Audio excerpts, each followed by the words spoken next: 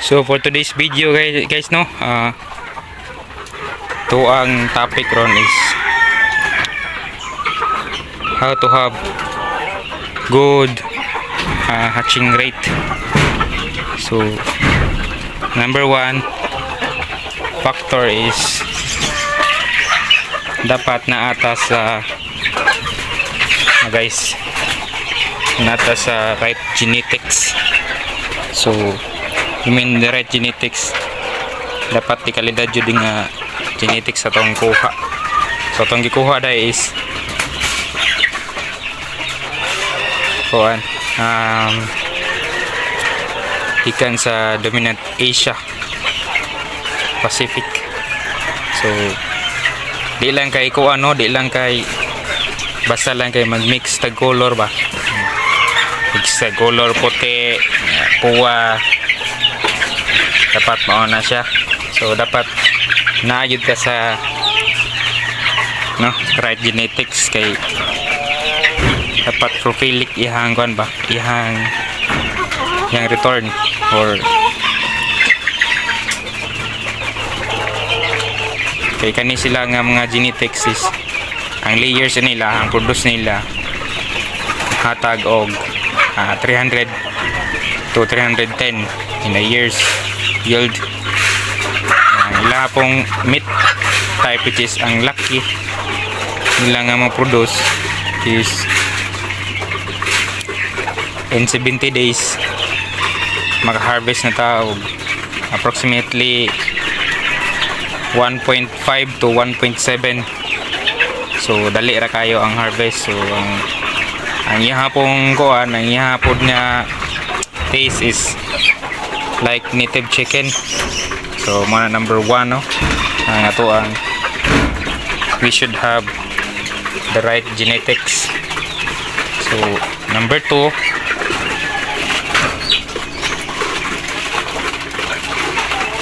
is fertility. So dapat ang ilang ratio sa rooster versus sa hens is 1:5 or maximum 1:7.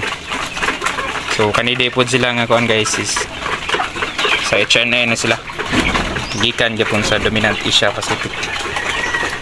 So ang katulong nga factor is males. So dapat ang ilang diet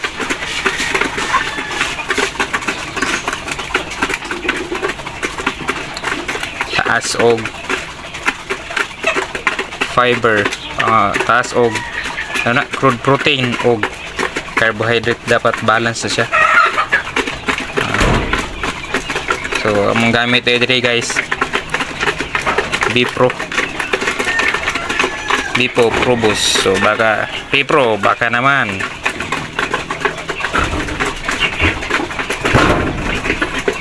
so ang kuan pud nga factor isa guys is number 3 is ito ang pag storage sa itlog. So dapat na siya sa chiller, dili mo lapas sa 14 degrees. So mao na siya guys, dapat nasa chiller, or kung wala sa chiller dapat na siya sa bugnaw nga lugar, dili init kay mamatay ang fertility sa itlog. So in terms po og storage guys, number of days, dapat maximum lang ta og 10 days na nasa chiller. Ayan no, para taas atong hatching rate. So kung adto po ta sa freezer mo, taas na siya. So makuha siya luto atong itlog sa manok ha. So ang ikakuan po guys, kung naapod ta sa room temperature lang, dapat maximum 2 to 3 days. Pero ang advice is dapat naagod ka sa chiller. Kaya para maisar na to load sa incubator. Nya guys, ang pinakalas nga pinaka important sad nga factors which is number 4 na tano. So number 4 is dapat ang atong incubator di kalidad.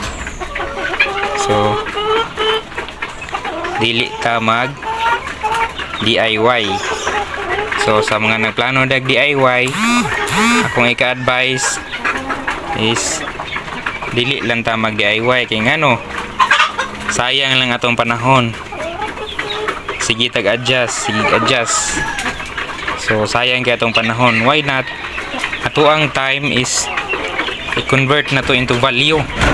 So which is naka-standard na siya ba. So incubator yung pinaka main factor na to, no? So ang incubator na mo nga gamit is dapat nakasiparit siya. Natay seater, among seater dai guys 1054 ang 56 ang amo ang capacity ani. Tapos naapatay backup nga seater which is combo na siya. Then naapod gani mi ko naapod tay hatching karon. So mao ni ang amuhang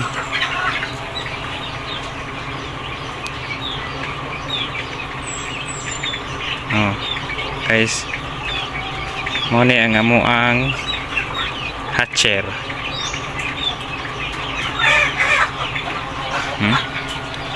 So daghan-daghan ubay-ubay ni siya guys. So dapat naka separate siya hatcher og seater. Mao na siya advisable para dako ang iyang hatching rate, no? Mao na siya guys. So sa katong ganahan mo order no og incubator nga barato ra which is ang kaning 1000 capacity plus napalit lang ako siya sa China direct. So more or less na ani siya sa 25k. So ang katong mga kinahanglan diha, so message lang mo sa ako sa Colored Flock Farm or sa atong personal Facebook account Daffodil Anthony Hinguyon. So message lang mo guys. So ang pinaka-last nga importante guys is ang program. So why pinaka-importante man ang program? So kani siya guys, nagkuan nami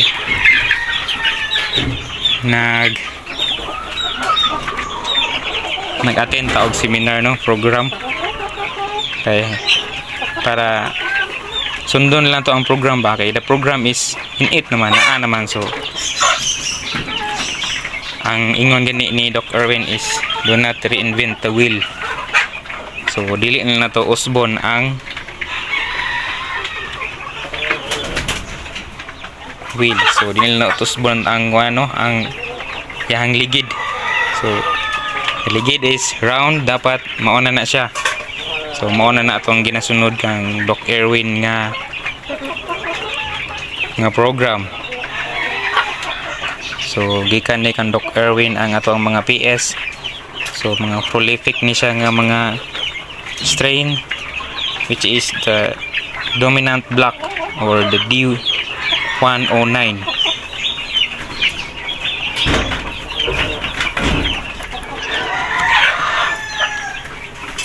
Ang dire pod guys is kuha ni siya D102 or the dominant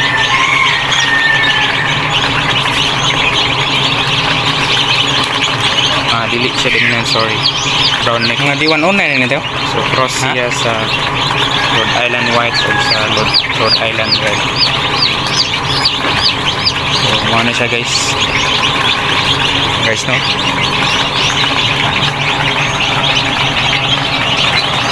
Siya.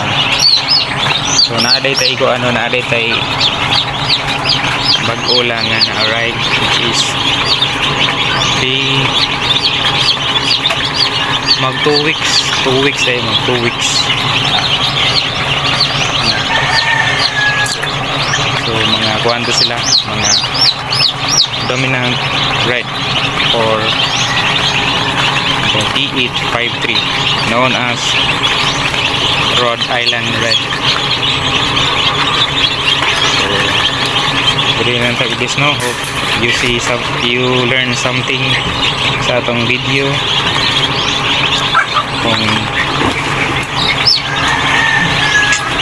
inahan mo sa atong mga makakita or makasubaybay pa sa atong sunod na mga video, which is atong mga technique itong ipang share or mga practice diri sa atong manukan. So see you on next video guys. Please subscribe, like and share sa atong video. So muna din 100 din ito ang heritage breed. Dili pa ni sila mga dominant, but ang kaning uban nga breed is mga D1 puto na ni sila. Ano sila guys? Hindi yung puto na sila.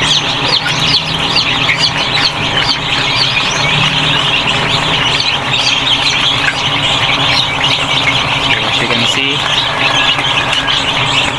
abtik din sila guys.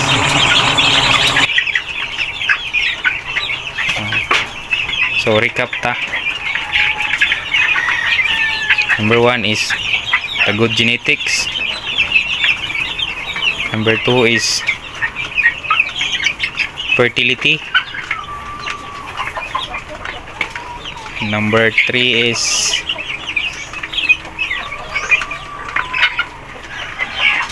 nutritional meal nila, which is ang ilang diet. Number 4 sa ilahang tin sila gikan sa incubator. So ako kay factor incubator guys. And lastly ang program. So thank you for watching.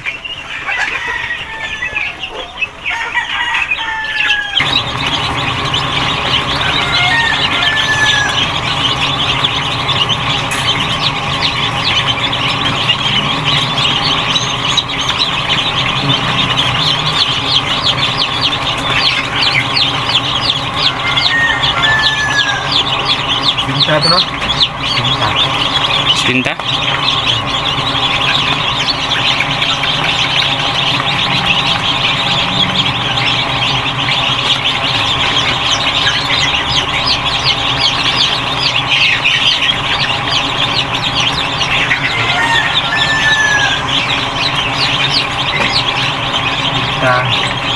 Cinta.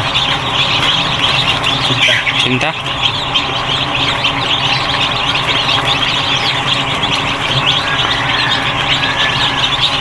Cuatro. Masak.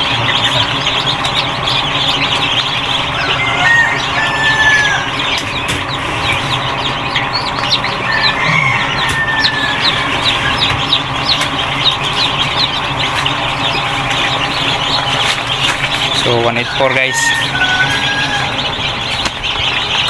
184 nya na pa itulo dito. So 184, so hopefully wala sila immortality.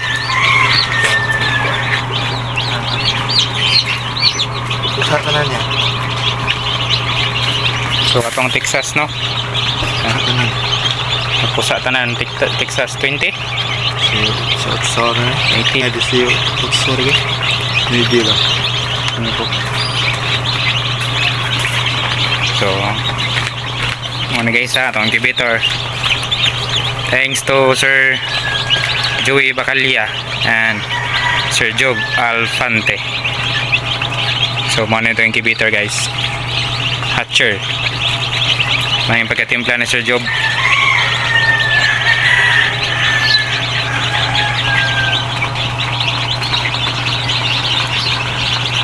Ipon na to niya ang wala na kuan guys, wala na hatch. So na atay mas bunon gamay kay naay mga ni wala kagawas ki pantiktikan pero wala kagawas pero more or less nasa mga 5 ka buok. So thanks for watching guys. So for today's video dai guys no ang atong giistoryahan ng tips unsaon pagkuha sa high hatching rate or sa good hatching rate. So ato naman guys isa no. So mao na to sila ang atong kuan. So for today's video mao to siya ang ato ang topic. So salamat guys sa pagtanaw guys. See you on next vlog.